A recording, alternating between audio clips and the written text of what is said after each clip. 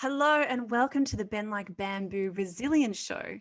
I believe that flexibility builds resilience, and on the show I get to interview very special guests talking about how to master resilience in our minds, in our bodies and in our lives.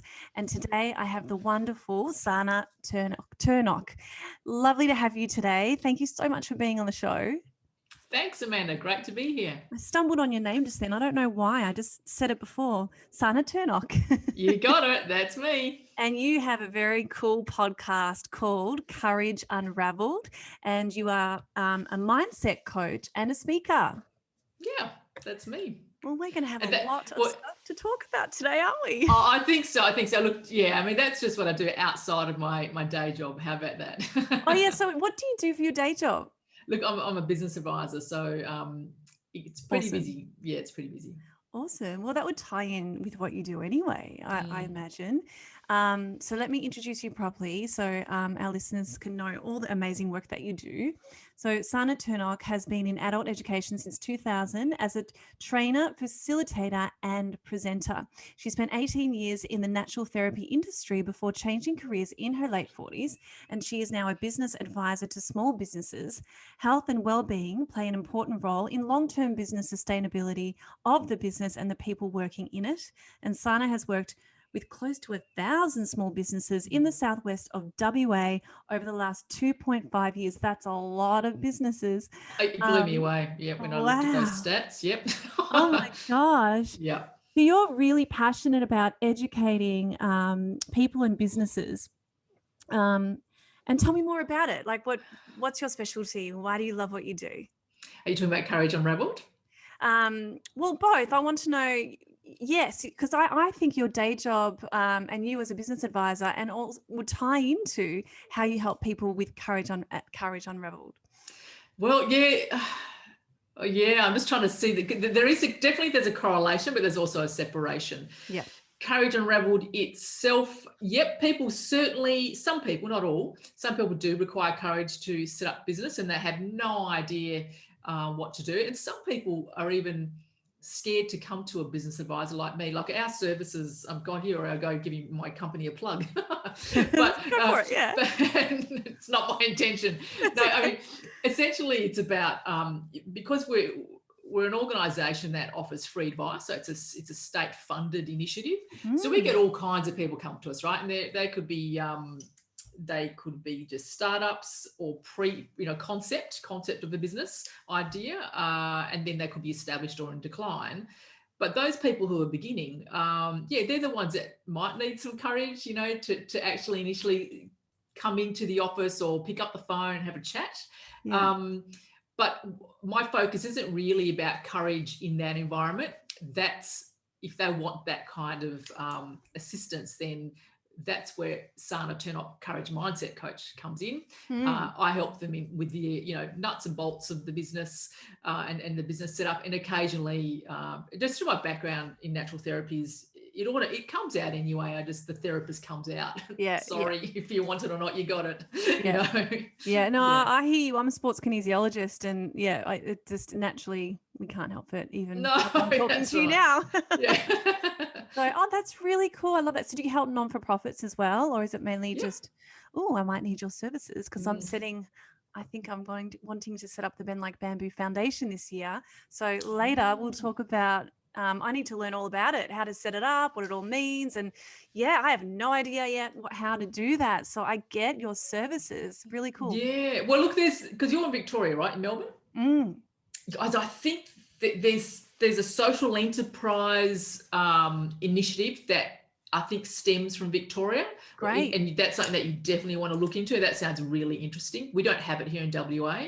Right. I don't know whether Victoria has a small business advisory state-funded initiative. You'd want to look at that because we are only covered for what my area is southwest.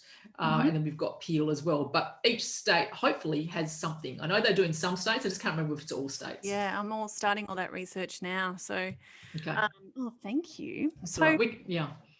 Let's dive in. I want to talk about resilience and what it means to you. And you've just sent me so much amazing information. And I really enjoyed being on your podcast too. So thanks for having me. Oh, that was great. Yeah, Yes, we had a thank you. really good conversation, didn't we? We do, and as I said to you, just off air, yep, I'm in the middle of doing editing, so I'll be going back to that after this. Good timing, good Yes. flow. But tell me, so what does resilience mean to you?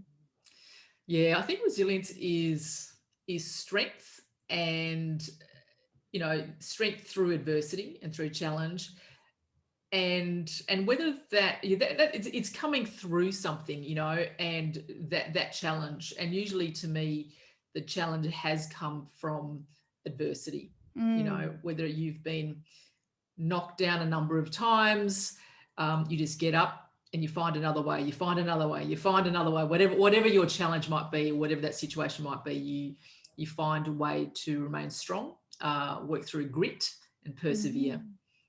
I love that. That's so true.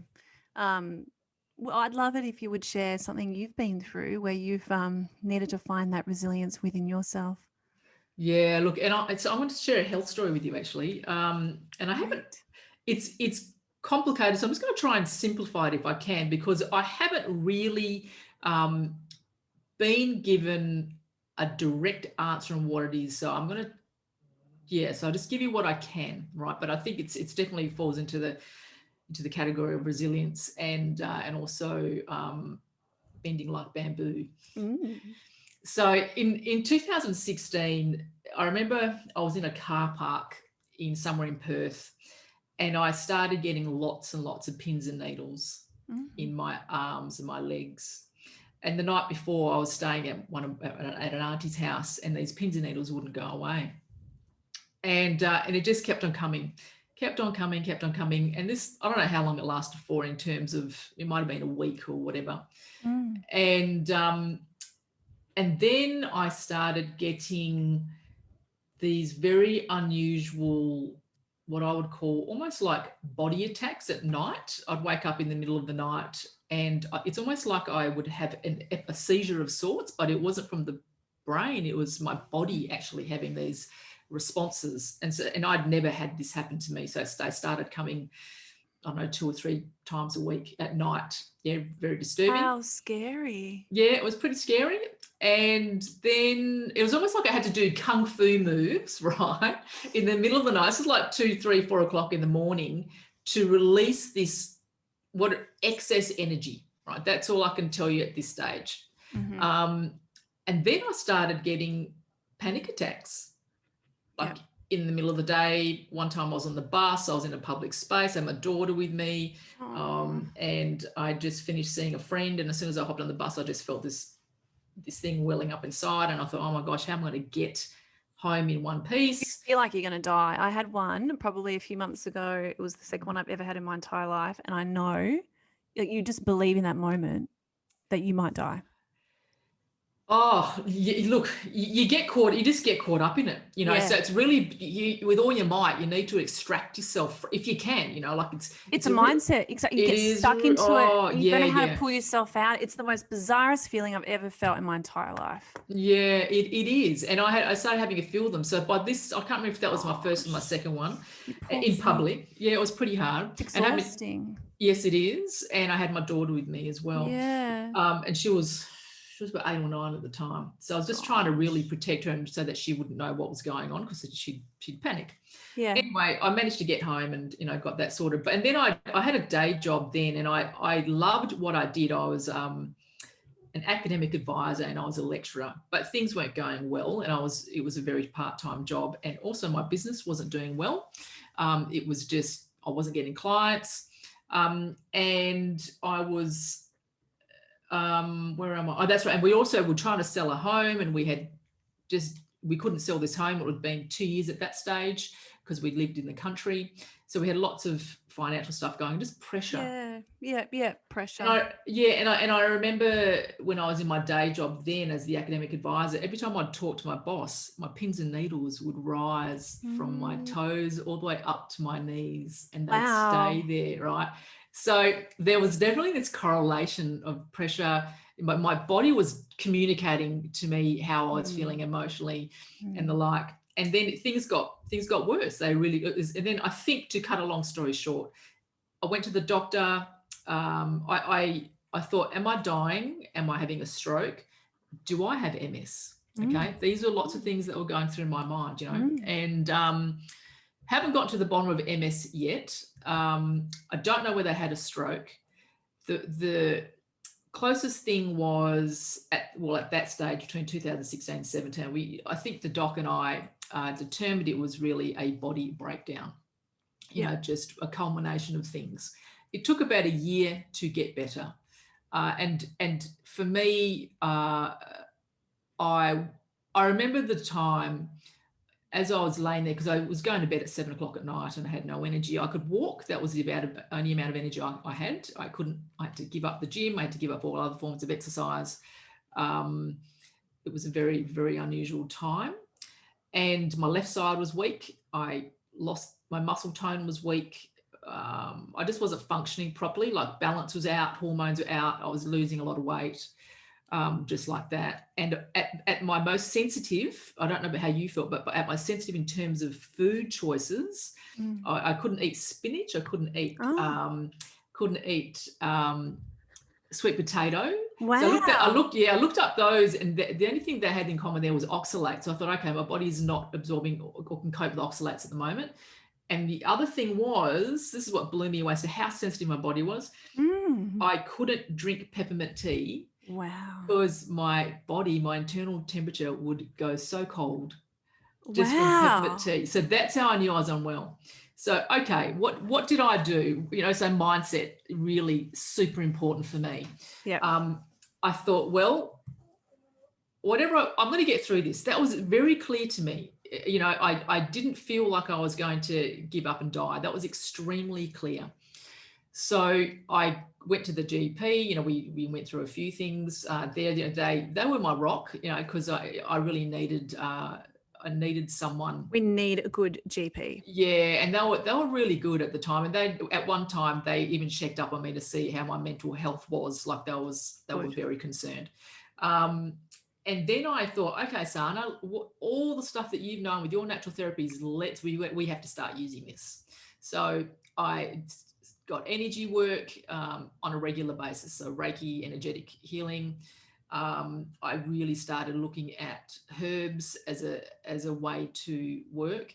My body was so weak, Amanda, that my first session of acupuncture, they put needles in me, and I cried and cried and cried and said, "Please, can you stop? Can you stop? I'm in too much pain." Yeah. And so I left that acupuncturist. And I went to a local one who was a darling, and I still see her today. And she chose the finest of needles, the ones that you'd put on your face. And she may have put maybe 6 in at a time. Yeah, just worked with your needs. Yeah. Yeah, at the time. Yep. And so that I wouldn't freak out. Yeah. So that's right. So that's right. Post treatment. Yeah. So had that, and then I managed to win a partial scholarship for a master herbalist course. That was brilliant. So I was trained online by a herbalist called David Crow, who I really, really love his work. And he helped me a lot and got my body back on track in terms of through my learnings. I was able to, I bought my teas, made my teas, did all that. Yeah. Went to a psychologist as well. So I basically brought both models together, the natural therapies, allied health model, complementary healthcare with the orthodox model, because I really needed it at the time. Yeah. And like I said to you, it took a year. Yeah.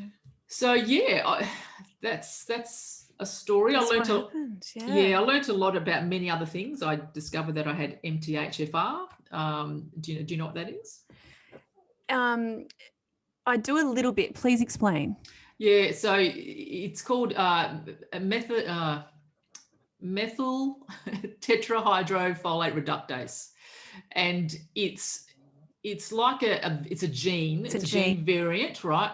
And it's also about I think it's also an enzyme, and it breaks down your amino acids, possibly homocysteine. But what happens though is if you cannot break down folate, then you can have issues with particular metabolic pathways. That's right.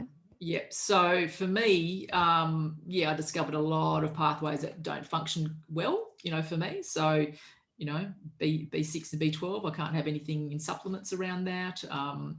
Just a whole. I mean, I don't want to bore you with it because it's quite. No, I actually think this is earlier. a really interesting topic. I had all of my genes assessed by my nutritionist and naturopath, who's also a kinesiologist, Damien Brown. And he tested all of my genes in this way. And I know that my body doesn't stimulate, which I wouldn't have known had I not have done these tests. And I can't remember the names of all the genes that we did. But basically, I do know that I need to supplement with vitamin B12 because I'm not actually absorbing that properly in my foods. And it was a game changer when I sort of tweaked my foods and supplements like that with how I felt in my body and my mind and my energy. So this is great. We're talking about it. Okay. Yeah. So for me, so with MTHFR, it really can affect your absorption of vitamin B6 and 12. Yep. And along with others, but you have to work out whether you're an over methylator or an under methylator, right? This is the bloody confusing thing. It really is. Yeah. So for me, I just avoid any supplementation with B6 and B12 because if I did try to go on a methylated B12 complex, didn't work for me. I tend to get extremely anxious, and so the body's very sensitive to whatever I put in my mouth. I have to be very mindful of any new supplement, and I usually find that I have to go as clean as possible. And by that I mean, if it's magnesium, it's just magnesium. It's not supplemented with something else. So that's something that I learned about myself, was definitely MTHFR, and the two variants. I have done the 23andMe gene test. I just haven't got the data analysed. I think there's probably rich information there for me. That's why you need a great practitioner to do this and then translate it for you. Well, the other thing I learned when I did my gene testing was I've always been quite, I find it easy to see the positive side in life. And I sometimes there are people that don't, but it's also a gene expression where apparently I burn through serotonin slowly. I can't remember the name of the gene though. Wow. Okay. It could be MTFR. I'll have to check with Damien. And so that explains why I might have more access to my serotonin. I can see the brighter side in life, whereas some people burn through serotonin faster and they tend to be a bit more moody or find it hard to lift up out of a negative mood. I find that so interesting. It is, and that is seriously interesting because mine is the opposite. I remember having this image. I get strong visuals about myself. So at the height of what was happening to me with that body breakdown, the two images I got that stuck in my mind was an image of an analog TV, and I don't know whether you were young enough to see this at all, but if something didn't go right on the TV, it'll have this fuzz like this. It was like the ABC used to have it. I remember that. You do remember that? Okay. Yeah, I'm old enough to remember that. Okay. All right. So that's what I could see in my mind. And the other vision I had of myself was a circuitry board, and my nervous system was the circuitry board, and I was getting zapped all the time. So it was malfunctioning. So that was my unconscious talking to me, communicating to me, saying, Sana, you have something going on with your nervous system. That's exactly right. With numbness and pins and needles, and how we think and feel, and how much we're bottling up our stress, or how much we're not able to process bogged up stress that might have been there for a long period of time, depending on how you learned to communicate and your internal dialogue growing up, and how safe you feel expressing how you feel. All these things contribute to the health of your nervous system. So when you were taking your year of recovery and then you got better, what are the main juicy golden nuggets that you've learned from what you had to do, not just with biochemical stuff, but emotionally, spiritually, structurally? Look, it was, I worked, but I worked part-time, and it was really important to just surrender. That was the word. It was surrender. And I really needed to stop trying to control where I wanted to go in, especially my career. And I didn't want to leave natural therapy. So I left clinical aromatherapy and natural therapies in 2018, but the writing was on the wall, and I didn't want to see. I was just in denial, and I just because of how things were going. I think the universe had other things planned for me, but I really did not want to let it go, because I actually love what I do. I just love it, right? Yeah. So that was hard. When you love it, it's hard to let it go. So I think, like I did have that Mack truck experience. So come on, son, you have to surrender and release. Because I was thinking, how are we going to feed the family? How am I going to do this? How am I going to do that? And, hey, we got through. Yeah. Right. Yeah. So yes, I learned about survival. I learned about, certainly for me, I'm in awe of the body's ability to heal. Oh yeah. And to heal itself. Like I so admire that if we get out of our own way, but if we have the tools, if we are provided with the tools, the correct tools to help initiate the healing, then you let the body do it itself. And that's what I love about the herbs. The herbs are laid when you use the correct ones that are suitable for you, because just because something's suitable for me, it may not necessarily be suitable for you. And that's something that you've got to really be clear about and understand, because I spent so much money that year on supplements and stuff. But I try one time and I go, that shit, I can't work. I can't use that anymore. Because my body would have such an intense reaction that I would have to literally throw it away. Yeah, so it was all trial and error. It's so funny that you say that. I absolutely think you've hit the nail on the head. You've got to give the mind and body the best environment to do its thing, like get out of its way. It really does know. It really does know how to find wellness, which is probably difficult to hear if you're sitting here, suffering from a very degenerative condition and you don't see it getting better.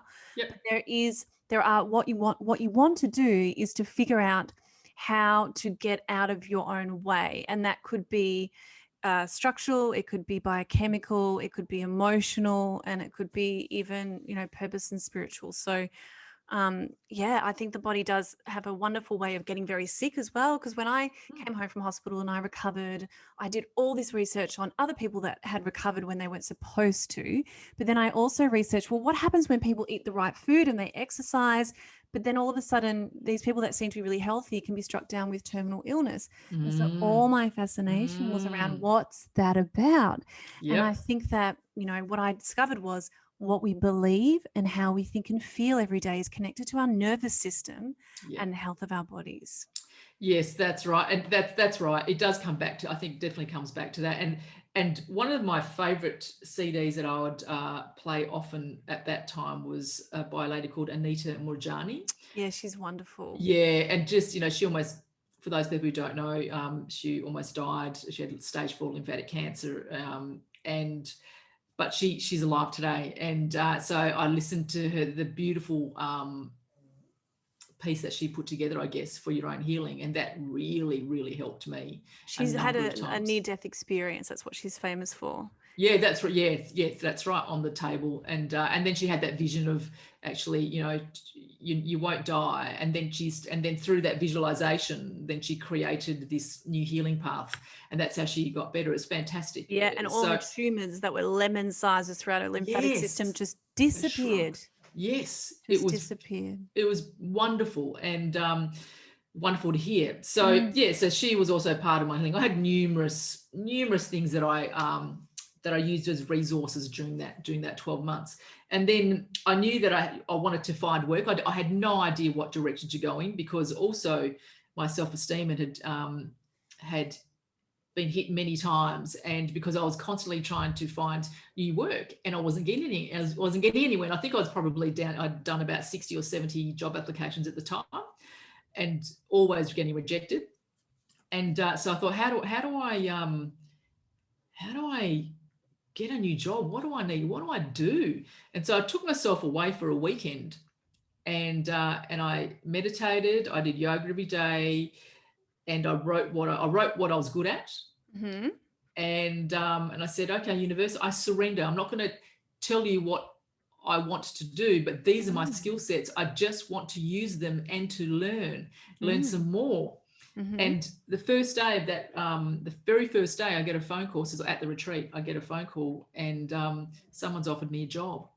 And it was 1 day a week at that time. Yeah. And I accepted that job. Yeah. And that job then took us to where I am today. Oh, lovely. That's so beautiful. And it can happen that quickly when you shift your mindset and your state and you surrender and let go. And it's so funny how you mentioned control, because as a sports kinesiologist, I do specialize in the emotional links to physical symptoms, and also having MS myself. The brain is the control center, and whenever I'm working on the nervous system and the brain and MS and various other neurological conditions and nervous system conditions, it is always about helping the client understand why they feel the need to control and how to surrender to that. Mm-hmm. So it just correlates exactly what you're saying. And what did you learn over that year of recovery about your need to control, and how did you learn how to surrender that? Because it's one of the hardest things to do. Oh, I was forced. My hand was forced. Yeah. So, you know, that was very clear, because clearly I'm just too much trying to control where I'm going. And I guess that feeds into Courage Unravelled. This is not a controlled initiative. It is something that's organic. I'm not. I have a space as to where I kind of see it going, but I'm really. I'm very flexible. I don't want to say it's going to go here, it's going to go there. It's just it just is what it is. Mm-hmm. It's going to grow moment by moment. Great. That's good practice for you. Oh, absolutely. Yeah. Okay. So what is the main thing you learned, if there was one standout life lesson getting better and on your journey in that year? Oh, well, there's just two, and I've mentioned them already. One is surrender, and the other one is the body's amazing ability to heal. That's without question. I love that. Yeah. And so what are your morning and evening rituals to maintain this health that you have now? Exercise is really, really important for me. Yep. So I do that. I mix it up, and depends on how I feel. But at the moment, I do 2 days a week of just doing some weights and just getting back into some kind of circuit training. And then I do half an hour of yoga and HIIT, just to combine those. Walking, we live near the beach, so, throw that in a bit. I would love to say meditation on a daily basis, but sadly, I have not been doing that. And that used to be my staple for a very long time, and I just haven't done that. So that's kind of it. And ideally, being in nature. Yes. And without question, food. Eating well. That's a given. So how did you master your diet? Like, because it's very individual. How did you figure out what was right for you? How did you narrow it down? Oh, that's trial and error, and it still is. Hey, it still is. Yeah, like I said, it's like the supplements. Can I eat that? I'll try it, and if my body has a reaction, okay, no, I can't. And if my body goes, if there's no reaction, I go, okay, I can have some of that. That's good, Yes. So, and I just know that with my body being like it was when I had that reaction with a simple cup of peppermint tea, I just thought, wow, that's how sensitive a body can become if it's unwell. And it really made it clear for me. There was such clarity around all of that. That's all I can say. Yeah. What's your favorite breakfast that you feel that nourishes you? Give me an idea of what you have in the morning.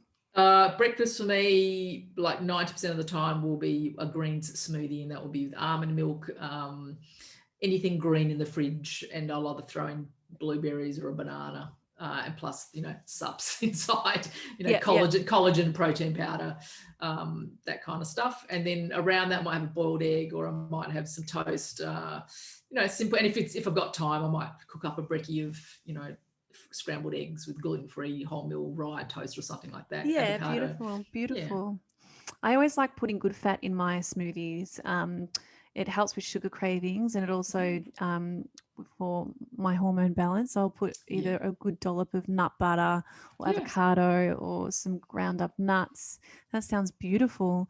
I love to mix up my breakfast. I do either eggs with lots of sulfur-rich foods, so asparagus and mushrooms, and that helps with detoxing the cells. Sometimes I have Red Mill does a really great wheat-free muesli. Oh, really? Okay. Not muesli, oats, I should say. Oat-free?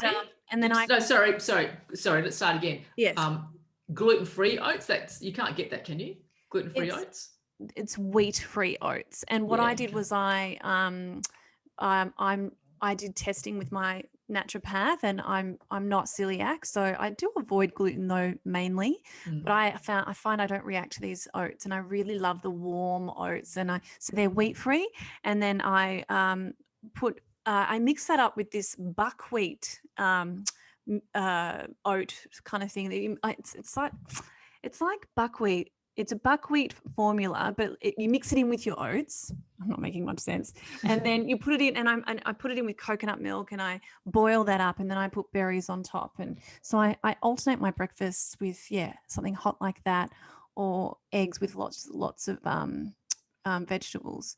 And Yeah, sometimes I yum. don't have eggs at all, and I just sort of roast up a whole bunch of vegetables, because these days I like I do best with more of a pescatarian type of diet. More Isn't it plant interesting? Yeah, just how your body changes, and changes. to be really aware of that. Hey, Mm, it's something that's really, I don't know whether you've tried this, and that is quinoa flakes. It's good for proteins. It's a bit like having lovely. oats, Yeah, but great. it's quinoa. Yeah, and you know it's a nice warm meal. It's equivalent to, I guess, or a supplement, an alternative, sorry, to a porridge. I think that's what this buckwheat mix is. I think it's Okay, exactly that, but it's buckwheat, and then you can get it in quinoa. And great. it's delicious. You can have Yeah. it without the oats. Like, you can just have it on its own, so it doesn't have the gluten. Oh, very juicy. And I want to talk about Courage Unravelled. Mm. So you interview special guests, just like I'm interviewing you now. Tell me more about it. Do you want to know its origins? Yes, I want to know how you birthed it up, and I want to know your why, and I want to know what you're going to do with it next. I want to know everything. Yeah, okay. Okay, well, in terms of it does correlate with my job actually. So where do I start? I'm just trying to give you a point of time. Okay, there was something's been brewing inside me for a while, and I wasn't quite sure what it was, but I just wanted something to come up and to do something a bit different outside of my day job, and I was toiling with the idea of kind of looking at being a child of an adult child of domestic violence, right? Because that's my background, and then I went on a creativity retreat, and I, talked about this idea, and it just sank. I felt heavy talking about it to people. They felt heavy. Wasn't getting a positive response. And I went, oh, this isn't really good. And I didn't want to feel like that anyway. And I thought, can I see myself doing this forever? And I thought, you know what? No, because I don't want to be known as that person, right? Mm, mm, So I wanted something with joy, and I wanted something light. So the facilitator at the time, she said, Sana, why don't you just be creative and create something light? And I went, mm, yeah, that's better. And that sat with me. And I just sat there and I went, yeah, it sounds good. And then boom, podcasting popped into my mind. mm. Podcasting. Okay, what am I going to talk about? How about courage? Courage. Okay. And I'd been I was doing my master's back in Masters of Adult Education in 2014. And one of the units was a positive psychology unit. And we were talking about, we studied the virtue, one of the virtues, which was courage. And I really liked that. I really, really liked that. It just had such a, it's just one virtue, but it covers so much. And so I thought, okay, the next day I left that creative workshop, signed up that week to do a podcast course online, which was really crazy because Sana and technology don't get on at the best of times. And I made so I won't swear. I made so many mistakes. It's all right. I was really struggling, and Yeah. I just muddled my way through. Muddle. Good, because you've And got to. The first time's always like that. it was messy, right? It was messy at the beginning. It was messy at the middle. I'm hoping now it's beautiful. I'm hoping that there's a good product. But so, and whilst I was doing all that, I finished that, and I thought, okay, but where's a space for this? Where's a space for this podcast? Mm, And then things in Western Australia shut down in 2020 between March and June for mm, COVID, and that's when the business that I work for, we were hit pretty hard in terms of the intensity of people's emotions, their anxiety, the pressure mm. that they were feeling. And I went, this is the place. I found my place, Courage Yeah, Unravelled. yeah. Because at that time I had interviewed a whole bunch of people in the Southwest where I live. So I wanted to get to know them behind the business person. and so that's what I did. And then by July, Amazing. so July it was launched, Mm. and so 6 months in, there are 3 series that are out on the Courage Unravelled, and you can find it anywhere on your, whatever directory you want, or on my Yeah. website. And now I'm on up to series 4, which is that's where you'll be. That's where you'll be. Awesome. Yeah. I think it's a really wonderful, wonderful word and topic to talk about.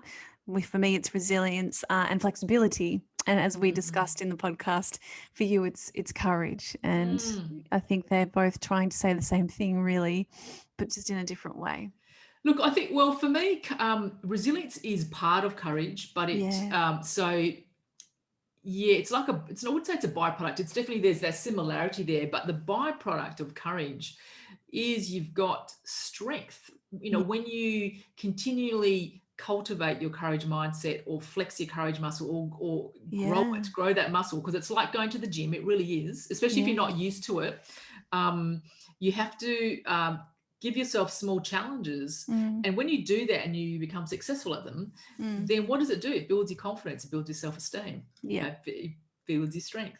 So when the big mamas do come, then you're better prepared for them. But and there are various forms of courage, and the thing is, what you may think is that you need courage for, it might be by a walk in the park, vice versa. So it's highly subjective as well. Yeah, totally agree. Well, thank you so much for all this wonderful information and for being on my show today. Oh, thank you. That's all right. Thank you all for listening. And you can listen to the podcast on iTunes or Spotify, or you can watch the beautiful interview with Sana on also the YouTube channel, Ben Like Bamboo. Please review and subscribe to get it out there. And I believe that you can overcome anything that you are going through. Thank you guys for listening. Thanks, Sana. Thank you.